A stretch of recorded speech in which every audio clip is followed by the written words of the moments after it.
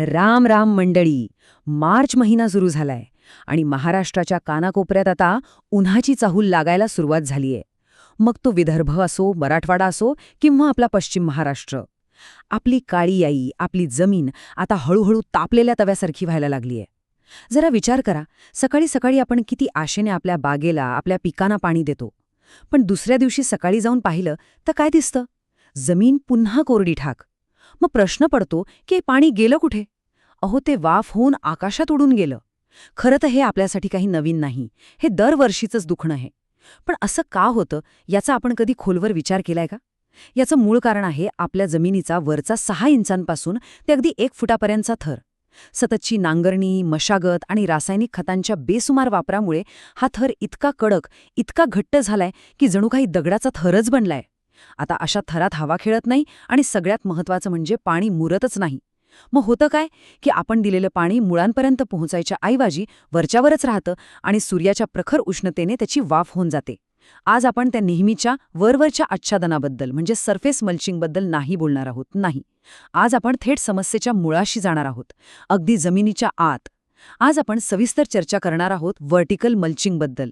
हे एक असं शास्त्रीय तंत्र आहे जे पाणी आणि अन्न थेट पिकांच्या मुळांपर्यंत पोहोचवतं, जमिनीच्या तब्बल 1.5 ते 2 फूट खाली. तर चला, आज आपण काय काय पाहणार आहोत ते एकदा थोडक्यात बघूया. सगळ्यात आधी उन्हाळ्यात नेमकी समस्या काय आहे ती नीट समजून घेऊ.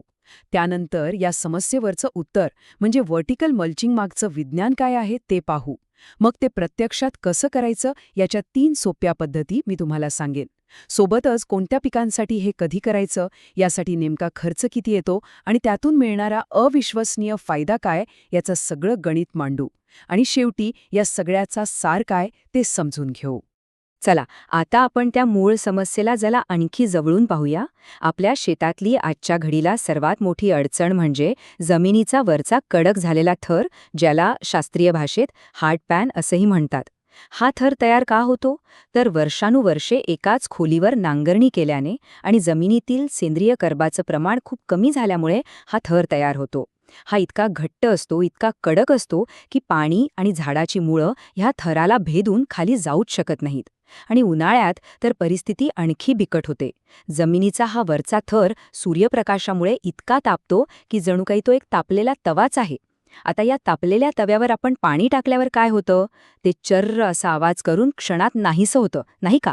अगदी तसंच काहीसं आपल्या शेतात होतं. आपण दिलेलं पाणी त्या कडक थरामुळे आत झिरपतच नाही. ते एकतर उताराच्या दिशेने वाहून जातं किंवा त्याची पातकाळ वाफ होऊन जाते. याचा सरळ सरळ परिणाम काय? पिकांची तहान भागत नाही आणि आपलं पाणी, आपली वीज आणि सगळ्यात महत्त्वाचं म्हणजे आपली मेहनत, सगळं काही वाया जातं. हे वाक्य हे कुठल्या एका शेतकऱ्याचं नाही, तर आज महाराष्ट्रातल्या प्रत्येक शेतकऱ्याच्या मनातली ही व्यथा आहे. हा आपल्या सर्वांचा एक समान आणि फ्रस्ट्रेटिंग म्हणजे त्रासदायक अनुभव आहे. आपण रात्री पिकांना पाणी भरतो आणि सकाळी जाऊन पाहतो तर जमीन पुन्हा तहानलेली दिसते. पाण्याची ही दिवसेंदिवस वाढणारी टंचाई आणि जमिनीतून बाष्पीभवनाने उडून जाणारं पाणी ही आज आपल्या शेतीपुढची सगळ्यात गंभीर समस्या बनली आहे. आणि जोपर्यंत आपण या समस्येची तीव्रता मनापासून ओळखत नाही, तोपर्यंत त्यावरचा उपाय किती प्रभावी आहे हे आपल्याला कळणार नाही. हीच निराशा, हेच दुःख आपल्याला पाणी वाचवण्यासाठी नवीन, शास्त्रीय मार्ग शोधायला भाग पाडतं आणि व्हर्टिकल मल्चिंग हा त्याच शोधाचा एक अत्यंत प्रभावी परिणाम आहे. ठीक आहे, तर आतापर्यंत आपण समस्येबद्दल सविस्तर बोललो. आता या समस्येच्या मुळावर घाव घालणाऱ्या उपायाकडे वळूया. व्हर्टिकल मल्चिंग मागे नेमकं काय विज्ञान आहे ते आता आपण सोप्या भाषेत समजून घेऊया. हे फक्त जमिनीत खड्डे खणून त्यात पालापाचोळा भरणं इतकं सोपं नाहीये, तर यामागे एक ठोस शास्त्रीय तत्व आहे जे आपल्या जमिनीची रचना आणि आपल्या पिकांचं भविष्य कायमचं बदलू शकतं. हे तंत्रज्ञान जमिनीच्या भौतिक, रासायनिक आणि जैविक या तिन्ही गुणधर्मांवर एकाच वेळी काम करतं. आता ह्या स्लाइडवर जरा लक्ष द्या. इथे 2 शब्दांमधली एक लढाई स्पष्टपणे दिसतेय. एका बाजूला आहे पाणी जिरणे म्हणजेच इन्फिल्ट्रेशन आणि दुसऱ्या बाजूला आहे बाष्पीभवन म्हणजेच इव्हॅपोरेशन. सामान्य परिस्थितीत काय होतं? जेव्हा आपण पाणी देतो तेव्हा ते जमिनीच्या वरच्या त्या कडक थरावर साचून राहतं. त्यामुळे सूर्यप्रकाश आणि वाऱ्याच्या संपर्कात येऊन ते अगदी सहज वाफ होऊन उडून जातं. पण व्हर्टिकल मल्चिंगमध्ये आपण काय करतो? आपण त्या कडक थराला छेद देतो आणि पाण्यासाठी थेट मुळांपर्यंत जाणारा एक सरळ सोपा रस्ता, एक हायवे तयार करतो. हे खड्डे म्हणजे जणू काही पाण्याला जमिनीच्या आत घेऊन जाणारे पाईप्स आहेत. यामुळे होतं काय की पाणी पृष्ठभागावर थांबतच नाही, ते थेट खाली जातं. म्हणजेच बाष्पीभवनाशी होणारी ही लढाई आपण अगदी सहज जिंकतो. आणि हा आकडा नीट लक्षात ठेवा. तब्बल 70%. सोलापूरसारख्या उष्ण आणि दुष्काळी प्रदेशात, जिथे मार्च-एप्रिल महिन्यात दिवसाला 10 ते 12 मिलीमीटर पाण्याचं बाष्पीभवन होतं, याचा अर्थ काय माहितीये? दररोज एका एकरातून सुमारे 40,000 लिटर पाणी फक्त वाफून वाया जातं. तिथे व्हर्टिकल मल्चिंगमुळे बाष्पीभवनाने होणारी ही पाण्याची हानी तब्बल 70% कमी होऊ शकते. याचा अर्थ असा की आपण देत असलेल्या प्रत्येक 100 लिटर पाण्यापैकी 70 लिटर पाणी वाया जाण्यापासून वाचतं आणि थेट पिकाच्या कामी येतं. विचार करा, पाण्याची केवढी मोठी बचत आहे ही. कमी पाण्यात जास्त क्षेत्र भिजवणं शक्य होतं. ही या तंत्रज्ञानाची सर्वात मोठी आर्थिक आणि पर्यावरणीय ताकद आहे. हे तंत्रज्ञान फक्त पाणीच पोचवत नाही, तर त्याचे आणखी 2 अत्यंत महत्त्वाचे आणि मोठे फायदे आहेत. पहिला आहे चिमणी इफेक्ट. आपल्या घरात जशी चिमणी धूर बाहेर काढते आणि हवा खेळती ठेवते ना, अगदी तसंच. हे उभे खड्डे जमिनीच्या आत हवा खेळती ठेवतात. त्या कडक, घट्ट जमिनीत मुळांना श्वास घ्यायला जागाच नसते, त्यांना ऑक्सिजन मिळत नाही. पण या खड्ड्यांमुळे ऑक्सिजन थेट खोलवरच्या मुळांपर्यंत पोहोचतो. यामुळे मुळांची श्वसनक्रिया सुधारते, पांढऱ्या मुळांची संख्या झपाट्याने वाढते आणि परिणामी अन्नद्रव्य उचलण्याची त्यांची क्षमताही वाढते. दुसरा आणि तितकाच महत्त्वाचा फायदा म्हणजे स्पंज इफेक्ट. आपण या खड्ड्यांमध्ये जे सेंद्रिय पदार्थ भरतो, म्हणजे पाचट, पराठ्या, शेणखत, ते एका नैसर्गिक स्पंजसारखं काम करतात. जेव्हा आपण पाणी देतो तेव्हा हे मिश्रण ते पाणी पूर्णपणे शोषून घेतं आणि धरून ठेवतं. जिथे साध्या जमिनीतला ओलावा एका दिवसात नाहीसा होतो, तिथे हा भूमिगत स्पंज 5 ते 7 दिवस किंवा त्याहूनही जास्त काळ ओलावा टिकून ठेवतो आणि गरजेनुसार हळूहळू मुळांना पुरवत राहतो. चला, आता सिद्धांताकडून प्रत्यक्ष कृतीकडे वळूया. हे तंत्रज्ञान खूप किचकट किंवा अवघड वाटू शकतं, पण तसं अजिबात नाहीये. हे प्रत्यक्षात आपल्या शेतात कसं करायचं याच्या अत्यंत सोप्या आणि सरळ पद्धती आहेत. आपल्याकडे 2 गुंठ्याची परसबाग असो किंवा 100 एकरांची फळबाग, प्रत्येकासाठी एक योग्य पद्धत आहे. आपण या तिन्ही पद्धती आता सविस्तरपणे पाहू. पहिली आणि सर्वात सोपी पद्धत आहे हाताने करण्याची. ही पद्धत लहान बाग, परसबाग किंवा जिथे कमी झाडं आहेत अशा शेतकऱ्यांसाठी उत्तम आहे. यासाठी तुम्ही हँड ऑगर नावाचे एक सोपं यंत्र वापरू शकता, जे हाताने फिरवून माती बाहेर काढतं. किंवा ते जरी नसेल तरी आपली नेहमीच्या वापरातली पहार आणि खुरपं वापरूनही हे काम सहज करता येतं. यातली सर्वात महत्त्वाची गोष्ट म्हणजे खड्डा कुठे करायचा. तर झाडाच्या फांद्यांची सावली दुपारच्या वेळी जिथे संपते त्याला आपण ड्रिप लाईन म्हणतो. याच रेषेवर आपल्याला 3-4 खड्डे करायचे आहेत, कारण झाडाची अन्न आणि पाणी शोषणारी 90% तंतूमुळे तिथे सर्वात जास्त सक्रिय असतात. झाडाच्या बुंध्याजवळ खड्डे करून काहीच फायदा नाही. आणि हो, खड्ड्यांची खोली किमान 1.5 ते 2 फूट असायलाच हवी, जेणेकरून आपण त्या कडक थराच्या खाली जाऊ आणि पाणी थेट खोलवरच्या मुळांपर्यंत पोहोचेल. आता जर आपल्याकडे मोठी फळबाग असेल, समजा 500 आंब्याची, संत्र्याची किंवा डाळिंबाची झाडं असतील, तर हाताने खड्डे करणं हे वेळेच्या आणि मजुरीच्या दृष्टीने परवडणारं नाही. अशावेळी ट्रॅक्टरला मागे जोडायचा ऑगर, ज्याला पोस्ट होल डिगर असेही म्हणतात, तो वापरायला हवा. याने कामाला प्रचंड वेग येतो. एका झाडाभोवती 4 खड्डे करायला फक्त 30 ते 40 सेकंड लागतात, म्हणजे एका दिवसात शेकडो झाडांचं काम पूर्ण होऊ शकतं. यांत्रिक पद्धतीने काम केल्याने वेळ आणि मजुरी या दोन्हीची खूप मोठी बचत होते. आपण झाडाच्या घेराभोवती वर्तुळाकार पद्धतीने किंवा 2 झाडांच्या आणि 2 ओळींच्या मध्ये चौकोनी पद्धतीने खड्डे घेऊ शकता. खड्डे खणून झाले की सर्वात महत्त्वाचा आणि निर्णायक टप्पा येतो, तो म्हणजे ते खड्डे भरणं. एक गोष्ट लक्षात ठेवा, हे खड्डे कधीही रिकामे ठेवायचे नाहीत, नाहीतर पहिल्याच पावसात किंवा पाण्याच्या पाळीत ते मातीने भरून जातील आणि आपला सगळा उद्देशच वाया जाईल. यात एक खास गुप्त मिश्रण भरायचं आहे.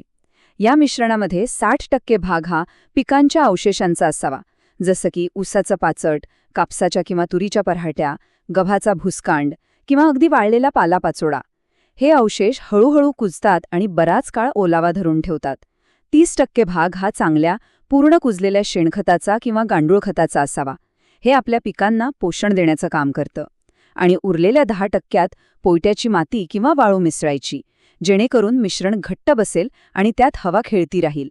हे मिश्रण खड्ड्यात नुसतं टाकायचं नाहीये, तर काठीने दाबून थरावर थर देत घट्ट भरायचं आहे. हे तंत्रज्ञान तसं पाहिलं तर सर्वच पिकांसाठी फायदेशीर आहे, पण ते कोणत्या पिकांसाठी कधी वापरायचं हे समजून घेणं खूप महत्त्वाचं आहे. विशेषतः आपल्या महाराष्ट्राच्या हवामानाच्या आणि पीक पद्धतीच्या संदर्भात. कारण प्रत्येक पिकाची पाण्याची गरज आणि त्याची संवेदनशील अवस्था वेगवेगळ्या वेळी येते आणि त्यानुसार या तंत्राचा फायदा कमी जास्त मिळू शकतो. चला तर आपल्याकडच्या काही प्रमुख फळपिकांसाठी आणि नगदी पिकांसाठी हे कसं काम करतं ते पाहू. चला, महाराष्ट्रातील काही प्रमुख पिकांबद्दल बोलूया. आंब्यासाठी, विशेषतः कोकणातील हापूस आणि मराठवाड्यातील केसरसाठी मार्च महिन्यात हे करणं म्हणजे एक वरदान आहे. कारण याच काळात फळधारणा होऊन फळं मोठी होत असतात आणि उष्णतेमुळे प्रचंड फळगळ होते. व्हर्टिकल मल्चिंगमुळे जमिनीतील ओलावा टिकून राहतो, तापमान नियंत्रणात राहतं आणि फळगळ थांबून फळांचा आकार चांगला पोचतो. डाळिंबासाठी बोलायचं झालं तर उन्हाळ्यात पाण्याची कमतरता आणि जमिनीच्या तापमानात होणारे अचानक बदल यामुळे फळांना तडे जातात, ज्यामुळे शेतकऱ्याचं मोठं नुकसान होतं. हे तंत्र फळांना तडे जाण्यापासून वाचवतं. तसंच मृगबहाराची तयारी करण्यासाठी जमिनीत ओलावा टिकून ठेवणं सोपं होतं. संत्रा आणि मोसंबीसारख्या लिंबूवर्गीय पिकांची मुळं उष्णतेला खूप संवेदनशील असतात. व्हर्टिकल मल्चिंग त्यांच्यासाठी एका भूमिगत एअर कंडिशनरसारखं काम करतं. ते मुळांच्या परिसरातील तापमान 4 ते 5 डिग्री सेल्सिअसने कमी ठेवतं.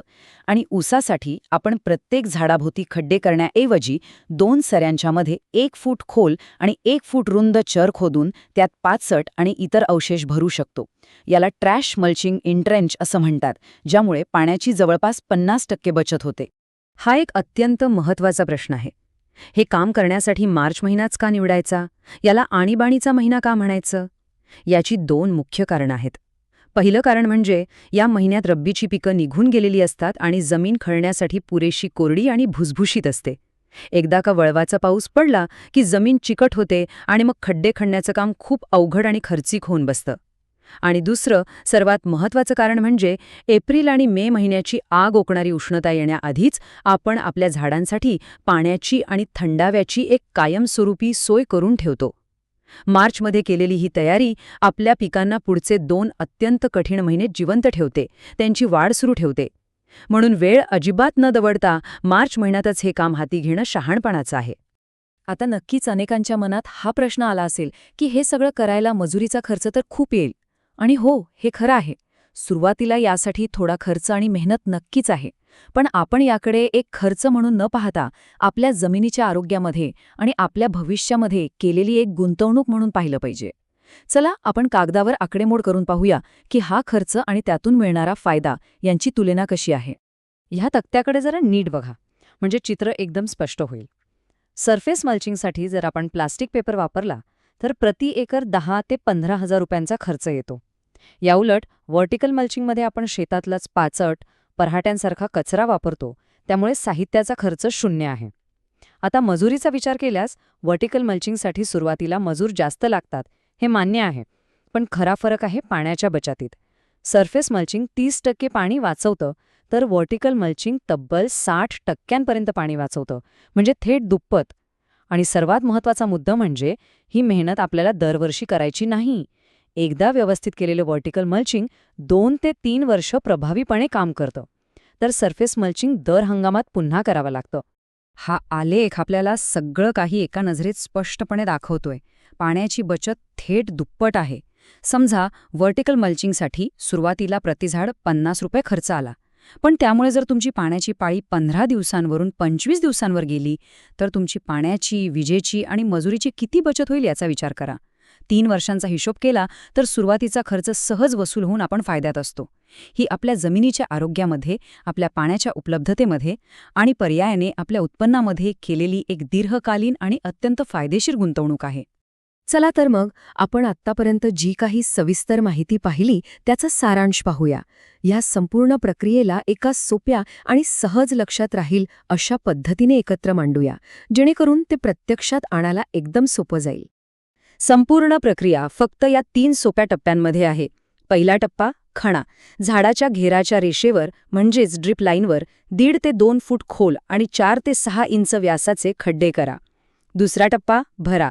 ते खड्डे आपण चर्चा केलेल्या सेंद्रिय कचरा आणि शेणखताच्या मिश्रणाने व्यवस्थित दाबून घट्ट भरा. आणि तिसरा टप्पा, पाणी द्या. आता नेहमीप्रमाणे जमिनीवरून पाणी न देता ड्रिपर्स किंवा पाण्याची धार थेट या खड्ड्यांमध्ये किंवा त्यांच्या जवळ सोडा. बस, इतका सोपं आहे हे.